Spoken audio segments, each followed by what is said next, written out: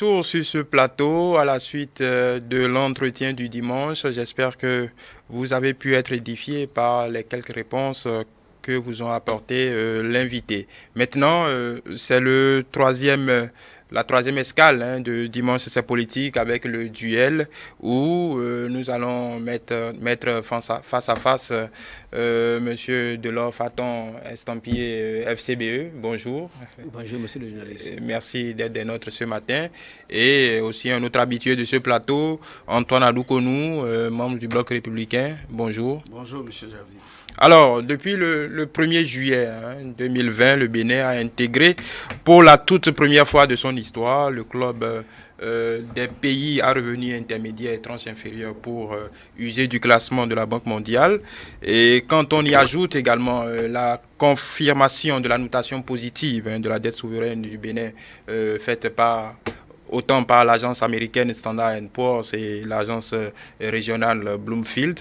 Et quand on vient conclure par l'évaluation positive des réformes politiques et institutionnelles toujours faites par la Banque mondiale, qui met en exergue l'amélioration de la gestion économique, l'efficacité du secteur financier, les meilleures planifications en termes de système de santé, quand on y ajoute également la transparence dans la gestion des droits de propriété foncière, on peut dire que tous les feux semblent au vert pour notre pays. Alors, je vais demander à M. Delors Faton, est-ce que vous partagez le même avis autour de tous ces indicateurs macroéconomiques qui semblent porter le Bénin vers, on va dire, engager le Bénin quand même dans une constante positive?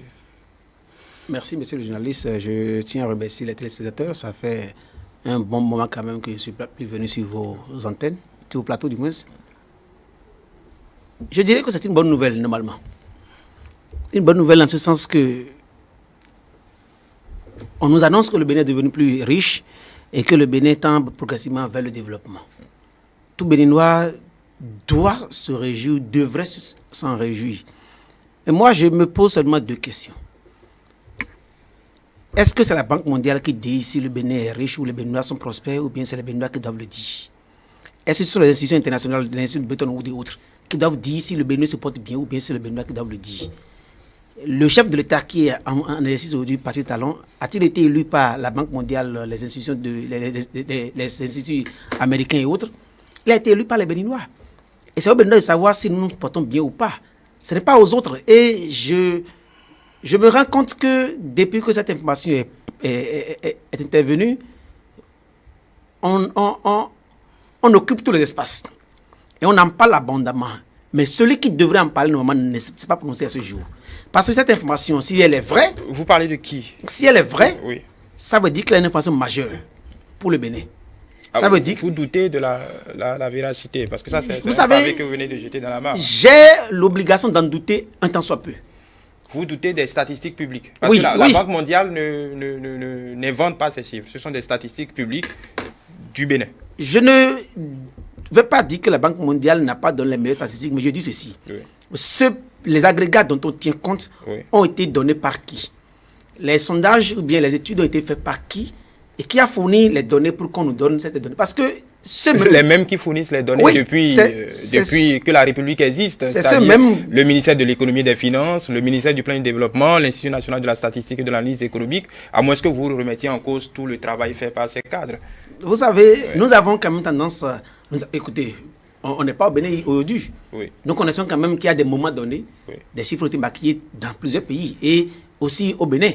On connaît, c'est l'histoire, nous l'enseigne. Et ce qui me fait un peu douter de tout, c'est que ce même pays qui, il y a quelques mois, nous a dit que dans le cadre de la pandémie du coronavirus, on nous a annoncé des chiffres. Et la Banque mondiale, l'OMS est venu remettre les chiffres en cause.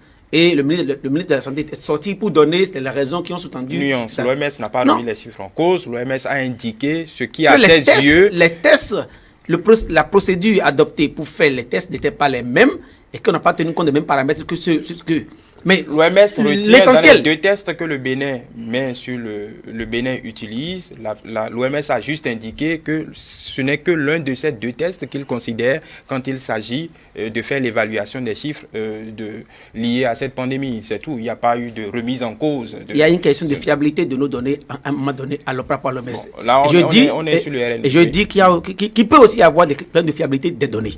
Parce que je suis béninois et le béninois lambda que je connais n'a rien senti par rapport à ce qui est dit. Et c'est du béninois qu'il est question. Et si tel était le cas vraiment, et que tout ce que vous avez énuméré est vrai, je pense que le chef de l'État devrait normalement sortir lui-même souverainement pour annoncer au peuple béninois qu'après 4 ans d'exercice, il a changé le Bénin, il a bougé les lignes. Et il devrait annoncer la bonne nouvelle avec des conséquences aux Béninois. Mais à ce jour, je n'ai entendu aucune conséquence de cette percée de notre pays. Et j'aurais voulu que systématiquement, on m'annonce les conséquences sur le peuple béninois. Si on ne me les annonce pas, c'est que je ne crois pas à ce qu'on a dit. Parce que si tel est le cas, que le Bénin a connu un accroissement et que au niveau de l'indice de croissance et autres, nous avons connu un boom, il faut qu'on nous donne directement les implications au quotidien sur le peuple béninois et sur chaque individu. D'accord. Monsieur Adoukounou. Oui, merci beaucoup, monsieur Xavier. Le temps est très restreint. Peut-être qu'on aura d'autres occasions pour approfondir les choses. Oui, allons à l'essentiel. Mais en écoutant monsieur Delors Faton, je vais préciser le docteur Delors Faton, qui est un universitaire, j'ai pu comprendre que la réaction du Béninois lambda est justifiée par rapport à ces agrégats macroéconomiques, parce que en réalité, les agrégats macroéconomiques sont appréciés par des experts, des techniciens en la matière, sous des angles bien définis par la comptabilité nationale.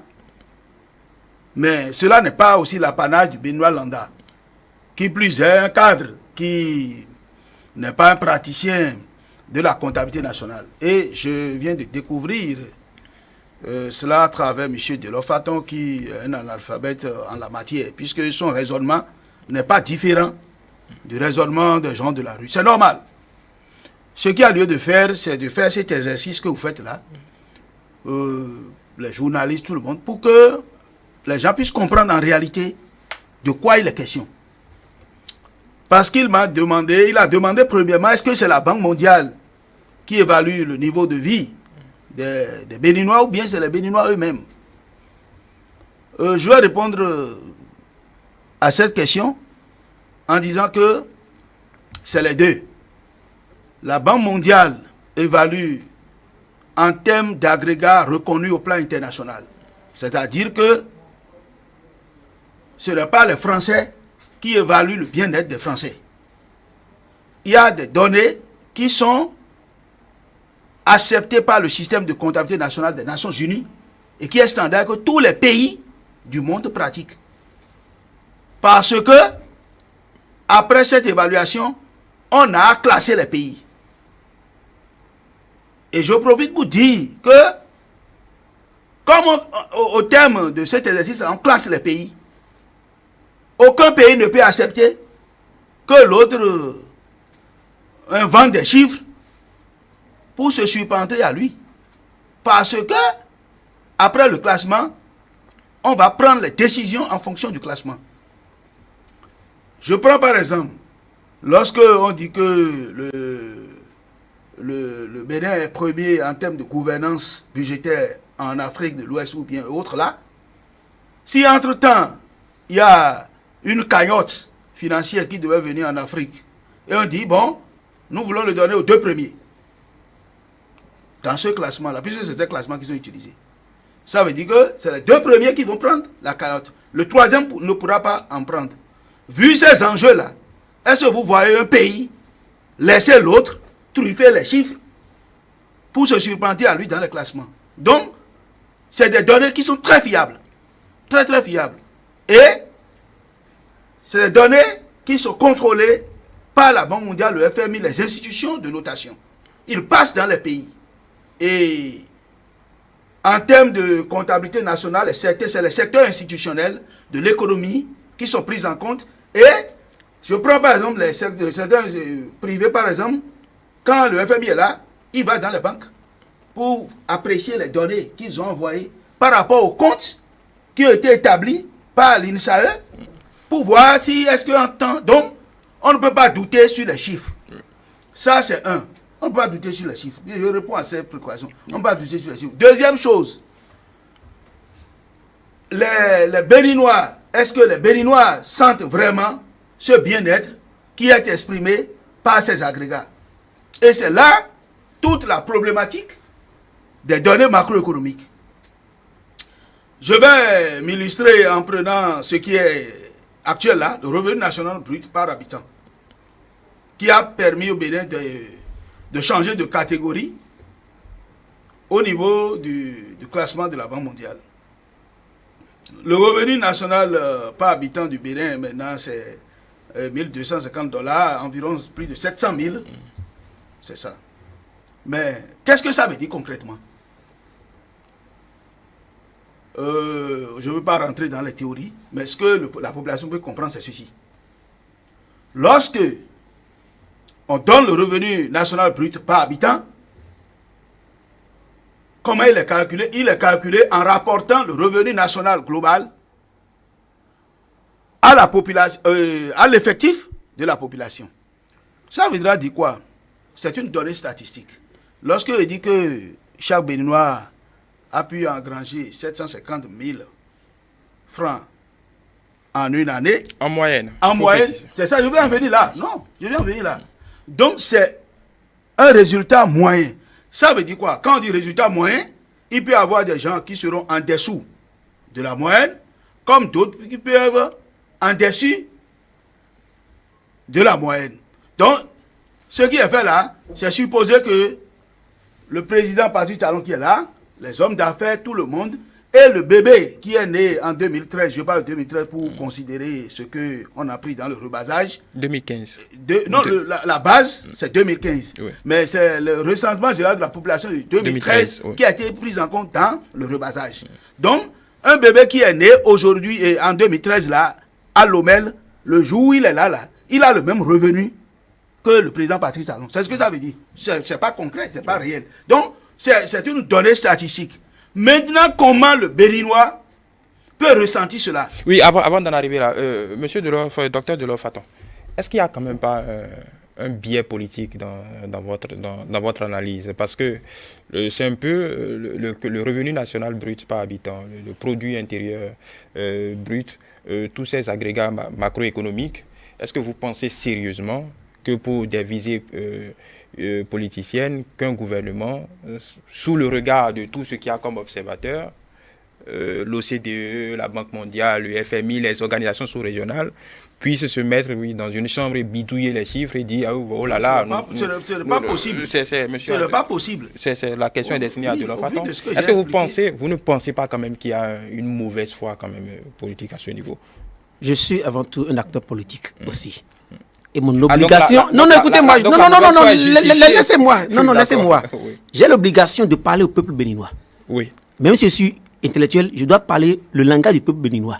Oui. Si je ne parle pas le langage du peuple béninois, je ne suis pas acteur politique. Oui, mais attendez-moi, et quand je suis un intellectuel, écoutez-moi. Oui, intellectuel justement. Est-ce que votre posture d'acteur politique doublé d'intellectuel, votre rôle n'est pas quand même d'expliciter clairement de quoi il s'agit? Et c'est de ça que je parle. Je dis, ceux qui nous parlent aujourd'hui, qui chantent, il y a quelques mois, nous ont donné des chiffres qui n'étaient pas fiables et ont été contestés à un moment donné. Les chiffres, il a expliqué. Vous comprenez? Non, c'est pas ce qu'il a expliqué. Ce qu'il a expliqué n'a rien à voir avec ce que l'autre a dit. Ce qui est sûr, parce que je n'aime pas qu'on fasse qu'on mène un débat d'intellectuels. Oui, ne mélangez pas les sujets. Revenons.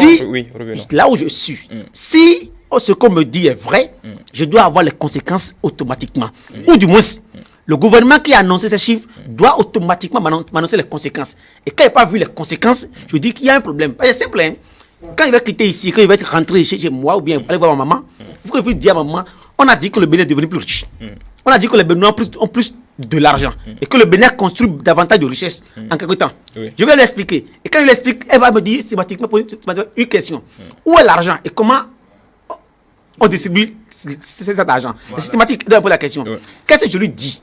Et quand c'est le chef de l'État, Patrice Talon, sur son régime, que les gens, on a connu cette avancée, qu'est-ce qu'il a dit pour nous montrer réellement que ce qu'on dit est vrai? Parce qu'on aura beau faire le discours. Le chef de l'État est sorti dans la même journée pour commenter a fait une publication pour se féliciter, pour féliciter l'ensemble du peuple béninois suite à cette publication de la Banque mondiale. Mais quelle est la conséquence sur le peuple béninois? Parce que quand il Donc, félicite, vous il doit me donner systématiquement. On dit par exemple, là vous êtes là, Oui. votre télévision a eu un chiffre d'affaires plus grand qu'il n'en avait habituellement. Oui. Et votre PDG vient vous l'annoncer. Oui. Systématiquement, il doit vous donner la conséquence. La conséquence est systématique. Quand on a un chiffre d'affaires qui est plus grand, il y a une conséquence directe. Et c'est sur vos salaires, c'est sur l'amélioration de vos conditions de vie et de travail. C'est systématique. Mais quand on me l'annonce, et qu'on a dit que nous avons de l'argent, et qu'on ne me dit aucune conséquence, je dis, il y a un problème que je ne sais pas. Oui, donc vous ne pensez pas tout de même que parce qu'on a dit que le RNB est en hausse, que le ministre des Finances allait se mettre à un feu de Cotonou et distribuer de l'argent? Écoutez. Oui. En novembre 2016, Oui. le chef de l'État était allé à Parakou, a dit à la population de Parakou Oui. que la marmite était sur le feu. Oui. Sur le feu. Ça veut dire qu'aujourd'hui, en 2019, après ce classement, il peut retourner simplement à Parakou pour dire à la population de Parakou. Maintenant, le Donc, repas il n'y a est cuit. rien qui soit changé, qui ait changé dans la vie des Paraquois. Mais ce n'est Absolument pas, rien. écoutez, ce n'est Oui. pas à moi de le dire, c'est à lui, en tant que chef de l'État, de nous dire. Quand Mais nous vous, avons mais construit. vous en tant en qu'acteur 4 ans, politique, oui. vous en tant qu'acteur politique, Qu'est-ce qui a vous ne changé voyez- qu'est-ce qui a Non, changé je vous pose écoutez, la question. Vous en tant qu'acteur Tous les politique, régimes, tous oui. les régimes de 90 à ce jour ont construit des infrastructures et des routes. Oui, il Tous y a les pas de- régimes. oui, Tous les régimes en ont construit, à Parakou, partout. Faites le bilan de 90 à ce jour, vous verrez que les infrastructures ont été construites. Mais ce qui est déterminant, en dehors des fonctions qui sont les fonctions basiques, construire des routes, il y a des indicateurs fiables sur lesquels on peut s'appesantir. Le premier indicateur Oui. qui va impacter directement quand on a de la richesse constituée, il faut que l'indice, il faut que le SMIC, au niveau des fonctionnaires, on nous dise, comme maintenant il y a de l'argent plus dans le pays, ça aura un impact sur vos salaires. Que les étudiants qui sont des boursiers, qui gagnent les mêmes bourses depuis plus de 30 ans, on peut se leur dire aujourd'hui que le Bénin a plus de richesse, que nous avons quand même l'obligation de redistribuer cette richesse que vous ayez. Parce que c'est pourquoi je parle des indicateurs. Parce que quand M. Adoukourou parle, j'aurais voulu qu'il nous donne les agrégats macroéconomiques sur lesquels on s'est basé pour dire que le PIB a augmenté. Et c'est sur ces agrégats qu'on fera le débat. Parce que les agrégats sur lesquels on se base, si c'est le coton, si c'est le porc et autres, qui nous dit les agrégats. Et sur les agrégats, nous verrons à qui profite cette donnée pour savoir si cette donnée profite au Bénin. Et si ce qu'on dit, on parle du Bénin ou bien on parle d'autre chose. Parce que cette donnée dont on parle peut parler du Bénin, mais pas du Bénin pour les Béninois. Parle du Bénin de tout. Parce que quand c'est le coton, parce que quand le chef d'État est venu, les agrégats majeurs qui ont connu de croissance, c'est la production du coton.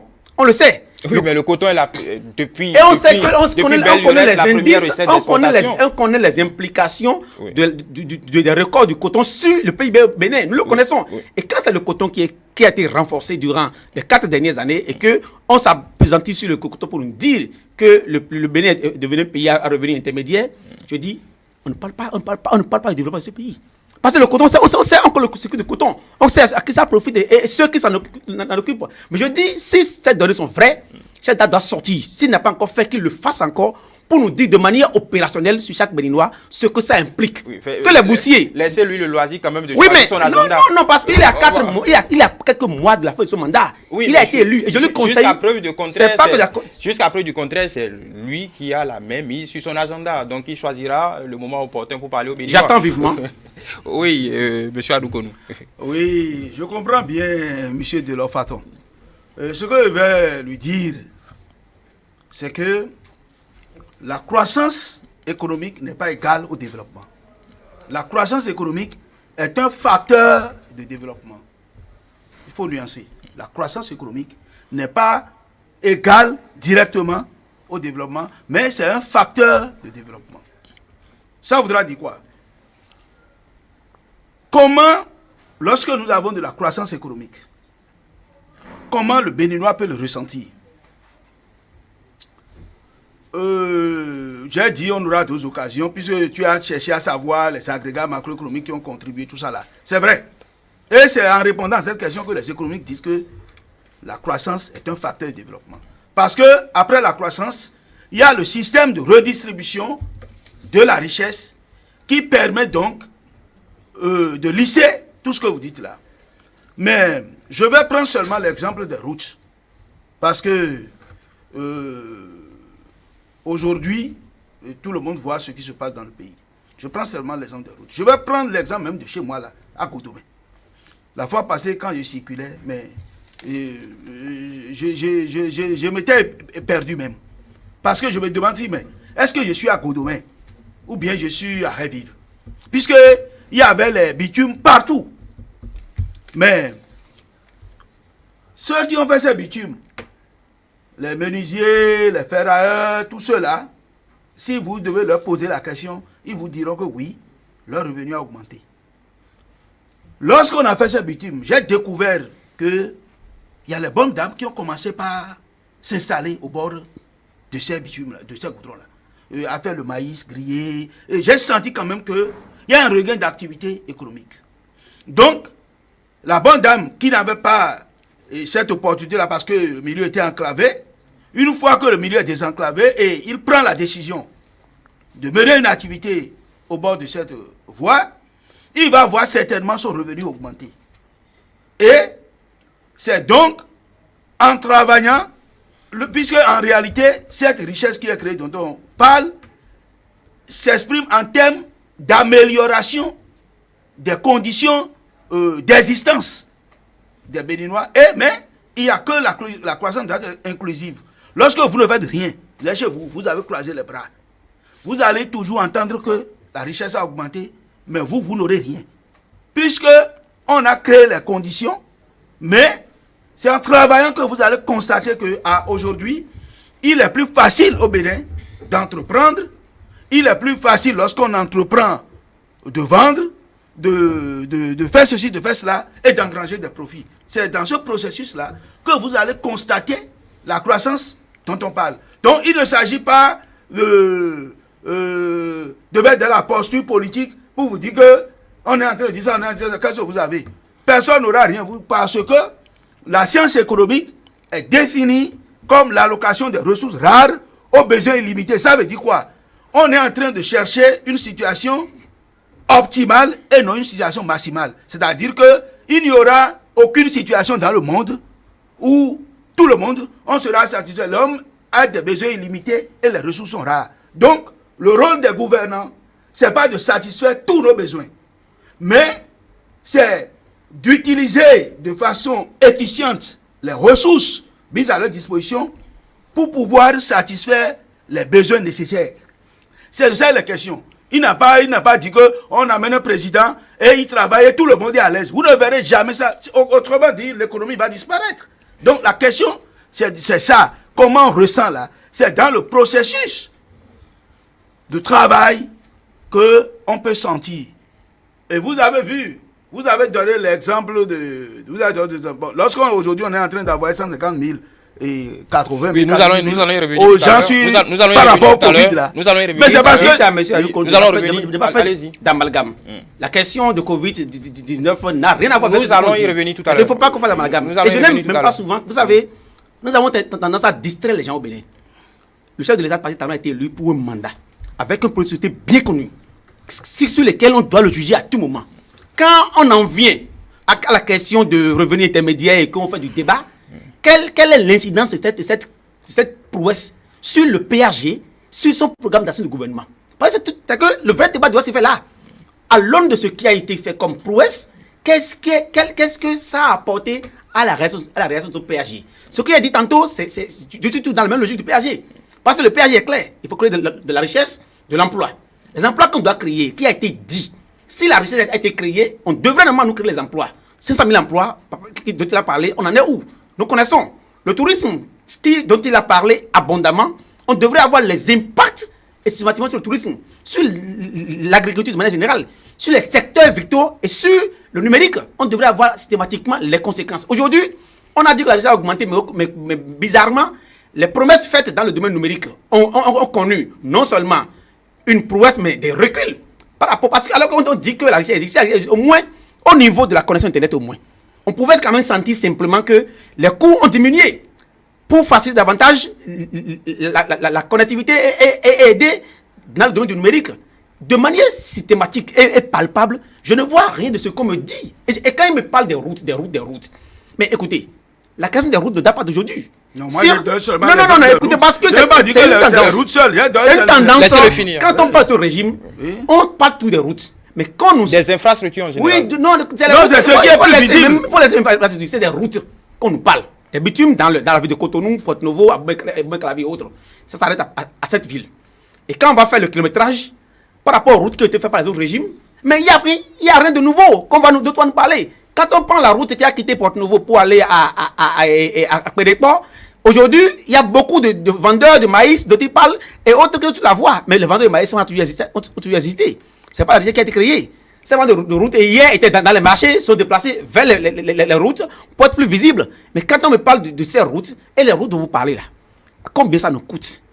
Et quand vous parlez de ces routes et que vous en prenez comme l'axe phare de ce régime, allez lire le PAG pour nous dire la proportion des routes par rapport à la réaction du PAG dont il a parlé. C'est qu'aujourd'hui, moi, je suis simple. Hein.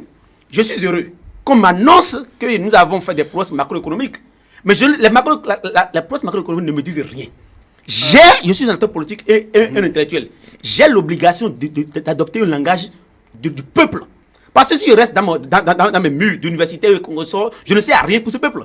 Il faut que j'aille expliquer à maman tout à l'heure à Porto-Novo qu'on a dit que le Bénin est devenu plus riche et que de manière systématique, elle a telle conséquence. Parce que si je vais... Non, personne n'a dit que de manière systématique, le Bénin est devenu riche. Il doit avoir... Le Bénin est devenu riche. Monsieur Adoukonou. Comment il va en profiter? Monsieur Adoukonou. L'explication je vais tout à l'heure parler à ma maman pour dire que je suis devenu plus riche. Maman... C'est pas toi qui es devenu riche, c'est le pays. C'est le pays, c'est pas toi. Je fais de la comparaison. Non. C'est ça que je refuse. Cette comparaison n'est pas à faire. Laissez-le finir. C'est le pays, c'est pas toi. Laissez-le finir rapidement. Si le Bénin est devenu riche, est devenu riche pour qui? Il est devenu riche pour les Béninois ou bien pour le régime? Non, pour tous les Béninois. Pour les Béninois, non. Chaque Béninois doit pouvoir s'inclure dans cette richesse-là. Monsieur Adoukonou, on est devenu riche. Donc celui qui ne fait rien là. Mais écoutez-moi. Quelqu'un qui ne fait rien, quand on dit que le Bénin est devenu riche là, comment lui, il va en profiter? Dis-moi ça. Les jeunes enseignants qui travaillent... Non, je dis quelqu'un qui ne fait rien. Les jeunes enseignants qui veulent travailler, qui ont de l'énergie, qui ont des diplômes, il faut qu'on les recrute aujourd'hui. Si hier on leur paye 10 000 francs, il faut qu'on les paye au moins 15 000 francs aujourd'hui, 11 000 francs. Parce qu'ils ont envie de travailler. Et quand la richesse a augmenté, il faut qu'ils le sentent. Quand ils ne sentent pas, c'est que rien n'a bougé. Et qu'on ne me dit... Écoutez, on a tellement écouté les émissions de Bretton Woods et autres dans ce pays, ça n'a pas bougé. Je veux que ça bouge. Si les données sont bien, c'est bien, mais c'est pour Banque mondiale et autres. Je veux qu'on parle du Bénin et de la Banque mondiale et de des institutions de Bretton Woods. Oui, nous allons conclure cet échange sur un autre sujet qu'il a évoqué tout à l'heure.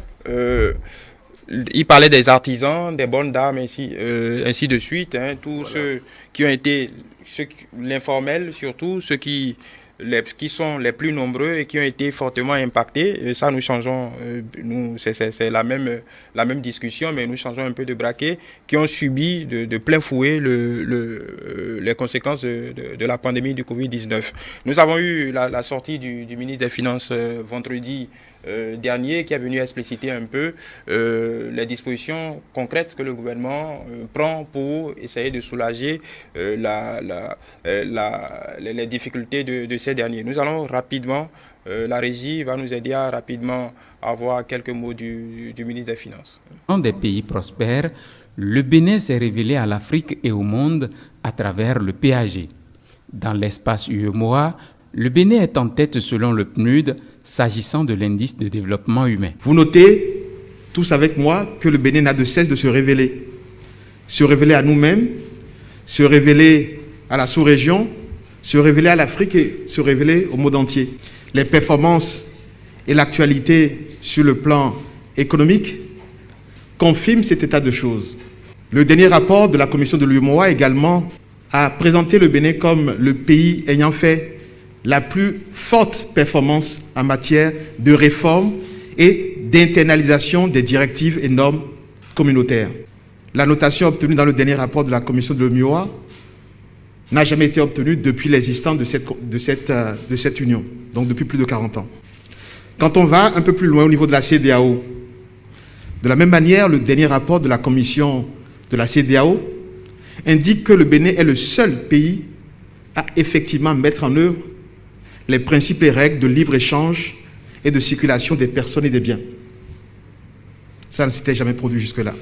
Tel dans un prétoire, le ministre des Finances a été criblé de questions par les patrons de rédaction. Des questions qui, dans l'ensemble, peignent les inquiétudes et rumeurs qui s'entretiennent ou qui se distillent au sein de la population et sur la toile. La note B+ a été maintenue au Bénin, alors que d'autres pays, et pas des moindres, ont dégringolé, notamment à cause de la crise au coronavirus. Concrètement, également, là, la question qu'on se pose, et que l'homme de la rue, il se demande, est-ce que ce n'est pas des indices préfabriqués? Est-ce qu'il n'y a pas de... Est-ce que le Bénin n'est pas dans un système où il arrive à attirer beaucoup plus la condescendance de ces indices? Si le fait pour le Bénin de passer un revenu, pays à revenu intermédiaire, ne priverait pas le Bénin d'accès à des financements concessionnels. Effectivement, ça fait partie des questions que nous avons reçues ces derniers temps. La première, c'est de noter que la Banque mondiale, qui a publié le 1er juillet ce classement des pays, a le même jour publié le volant d'appui que la Banque mondiale entend apporter au pays sur la période 2020, 21, 22, sur les 3 années à venir. Chose qui est formidable, c'est que la Banque mondiale, qui sur la triennale passée avait accordé au Bénin un volant de financement de 480 millions de dollars, nous en accorde cette fois-ci 627 millions de dollars. Beaucoup plus, avec la moitié, plus de 300 millions en dons. Alors, c'est la première manière de répondre pour dire non, concrètement, le fait pour le Bénin de passer de la catégorie de pays à revenus faibles à revenus intermédiaires n'est pas un handicap pour accéder au financement. Puisque la Banque mondiale, même qui fait ce classement, le jour où il le fait, il nous donne beaucoup plus et il nous alloue pour les 3 années à venir plus de 300 millions de dons. Dans sa réponse, Romuald... Voilà, nous avons eu quelques explications du ministre autour de la même question, mais on va chuter sur cette question essentielle. Depuis quelques jours, des Béninoises et des Béninois tous du doigt de façon concrète ont reçu sur leur téléphone portable l'assistance promise par le gouvernement pour les soulager de tout ce qu'ils ont eu comme perte pendant le cordon sanitaire où les activités étaient fortement perturbées. Qu'en pensez-vous? C'est une compensation donnée aux concernés. Nous avons une tradition, une culture béninoise qui veut que ceux qui sont en situation difficile, qu'on leur porte assistance. Si le régime le fait, tant mieux. Ce n'est qu'une culture qu'on a perpétuée. Mais il se pose un petit problème. Il y a des secteurs majeurs qui ont été laissés, qui n'ont pas été pris en compte. Je prends simplement le secteur de l'enseignement, les écoles privées. Il y a un problème sérieux qui s'est posé avec eux. Parce que du moment où on a suspendu les cours, ceux qui ont des écoles privées n'ont pas eu la chance de recouvrer à tout ce qu'ils doivent avoir au niveau des enfants. Et les enfants, je prends surtout au niveau du primaire consort, les enfants auront à peine 2 semaines après pour aller au cours. Ils ne pourront pas rentrer en possession de toutes les contributions avant la fin de l'année. Oui, ceux-là, on n'y a pas pensé. Oui, non, attendez. Sans vouloir vous couper, les écoles privées sont des entreprises, n'est-ce pas? Oui. Les entreprises ont été invitées à s'inscrire sur une plateforme. Le chef de l'État a instruit le ministre des Finances pour que la compensation soit à 100%. Vous ne pouvez pas dire que les écoles privées... Il y a certaines entreprises qui ont été ciblées. Ceux-là ne sont pas ciblés à mon entendement. Peut-être que je n'ai pas l'information par rapport à eux. Parce qu'il y a des entreprises de secteur donné qui ont été ciblées. L'hôtellerie et consorts. On a parlé de ceux-là, mais il y a eu une enveloppe de plusieurs milliards qui ont été mises pour toutes les entreprises. Aujourd'hui, vous allez à la DG, vous demandez, la plateforme est là, toutes les entreprises peuvent déposer, faire le point de leur perte. Et le ministre des Finances a été instruit, le ministère des Finances a été instruit pour procéder aux compensations. Vous savez que je suis enseignant. Oui. Je défendais toujours une corporation à laquelle j'appartiens. Oui, mais là, vous défendez les écoles privées. Les écoles privées qui sont les employeurs de ces enseignants. Très bien. Ça veut dire que mon souhait est que ceux-là soient aussi véritablement pris en compte parce qu'ils ont été beaucoup impactés par le Covid-19. Exact. Ok.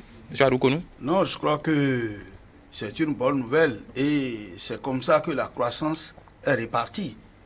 Parce que s'il n'y avait pas la richesse, s'il n'y avait pas les... Ce n'est pas une question de croissance, M. Aroukounou. Cette question est une question mondiale et tous les pays du monde entier ont eu des solutions par rapport. Même les pays qui n'ont pas de revenus intermédiaires ont apporté des contributions aux entreprises, aux individus affectés. Ne mélangeons pas le débat entre les deux choses. On ne peut pas le faire si la ressource n'est pas disponible. Reconnaissez ça au moins. On ne dépense pas l'argent qu'on n'a pas. Hein? On ne peut pas le Dire, faire. il y a eu, écoutez, Je ne refuse oui, pas. Je ne parle pas le faire, mais vous connaissez le débat. C'est pas le Bénin seul. Il n'a pas une conséquence.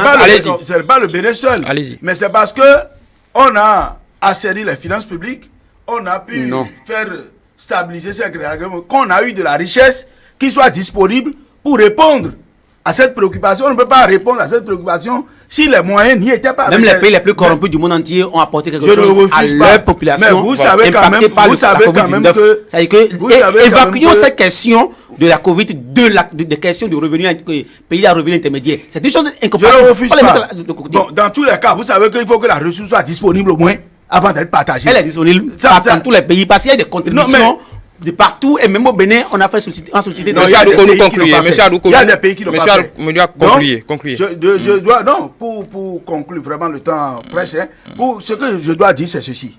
Je veux dire à M. Delors-Faton de savoir que, en termes d'économie, les ressources sont rares, les besoins sont illimités. Les gouvernants ne font que des options de choix. Donc, on ne peut pas satisfaire tout à la fois. Selon les gouvernants, les données qu'ils ont à leur niveau, ils font des choix et ces choix, certainement, sont des choix vraiment optionnels pour quand même permettre au gouvernement de satisfaire le plus grand nombre. Deuxième chose, les politiques publiques que nous faisons, tout ça là est fait à travers la loi des finances, la LOLF. Et donc, équilibré donc en recettes et dépenses. Donc, lorsqu'on me dit que il y a des choses, il y a des secteurs qu'on n'a pas touchés, il n'y a pas des secteurs, mais nous fonctionnons avec en recettes et en dépenses. Si M. Delors, si vous voulez là, allez mettre des conteneurs de milliards là-bas pour voir si on va utiliser pour faire ce que vous voulez là. Donc, c'est la richesse que nous produisons qui fait qu'on fonctionne. C'est pourquoi, quand les performances sont données, appréciées comme ça, on doit s'en réjouir parce qu'il y aura de la disponibilité pour satisfaire plus de besoins. Exactement. Donc, merci, monsieur. Envoyez les recettes, on va faire tout ce que vous voulez. On a dépassé le temps qui nous est imparti. Merci, monsieur Delors-Faton, docteur Delors-Faton. Merci, monsieur Antoine Adoukonou. On se retrouve dimanche prochain pour discuter autour d'un autre sujet. D'ici là, portez-vous bien. Alors, chers amis téléspectateurs, dimanche, cette politique se poursuit. Dans quelques instants, vous aurez droit à la revue, à l'hebdo des éditorialistes avec Théodule Hounsa. Et surtout, ne pas oublier qu'en début de soirée, après le journal de 19h30, à partir de 20h, vous aurez le décryptage de l'actualité de la semaine avec notre consultant politique, Agapit Napoléon Maforican. À tout de suite.